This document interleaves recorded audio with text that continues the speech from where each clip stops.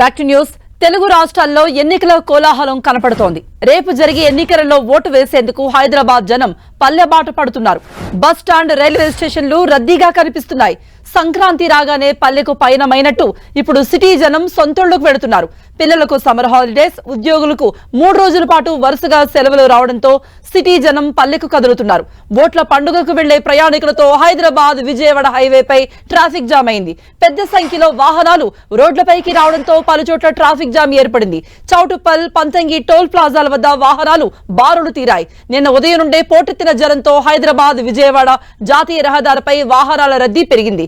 Bike, కార్లు, బస్సులు, లారీలతో పెద్దంబర్పేట నుండి అబ్దుల్లాపూర్ మెట్ వరకు భారీగా ట్రాఫిక్ జామ్ ఏర్పడింది. నిన్న రాత్రి నుండి ఇదే పరిస్థితి. ట్రాఫిక్ ను క్లియర్ చేసేందుకు పోలీసులు ప్రయత్నిస్తున్నారు. అటు ఎంజీబీఎస్, జేబీఎస్ ప్రయాణికులతో కిక్కిరిసిపోయాయి.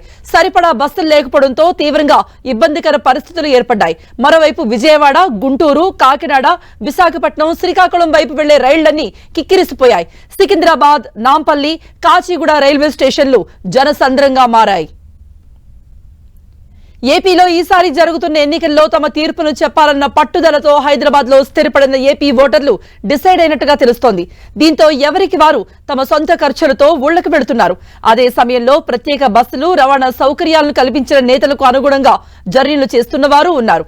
మరోవైపు ప్రైవేట్ ట్రావెల్స్ నిర్వాహకులు అమాంతం రేట్లు పెంచేసి నిలువ దోపిడీకి పాల్పడుతున్నారు. ప్రైవేట్ ట్రావెల్స్ బస్సు ఛార్జీలపై అధికారుల నియంత్రణ కొరవడడంతో వారు ఆడిందే ఆటగా సాగుతోంది. హైదరాబాద్ విజయవాడ జాతీయ రహదారిపై భారీగా వాహనాల రద్దీ నెలకొంది. విద్య, ఉద్యోగం, ఉపాధి నిమిత్తం హైదరాబాద్ నగరానికి వలస వచ్చిన వారు దాదాపుగా 30 లక్షల పైనే ఉంటారని అంచనా. రేపు తెలుగు రాష్ట్రాల్లో పోలింగ్ ఉండడంతో వీరంతా పల్లెబాట పట్టారు. ఆర్టీసీ బస్సులు సరిపోకపోవడంతో జనాలు ప్రైవేట్ ట్రావెల్స్ ను ఆశ్రయిస్తున్నారు. ఇదే అదనుగా ప్రైవేట్ ట్రావెల్స్ నిలువు దోపిడీకి పాల్పడుతున్నాయి. 500 రూపాయల టికెట్ ను ఏకంగా 4000కు పెంచినట్టుగా ప్రయాణికులు ఆరోపిస్తున్నారు. ఇక రెగ్యులర్ రైళ్లలో బుకింగ్లు ఎప్పుడో నిలిచిపోయాయి. ప్రత్యేక రైళ్లలో వెయిటింగ్ లిస్టు భారీగా పెరిగింది.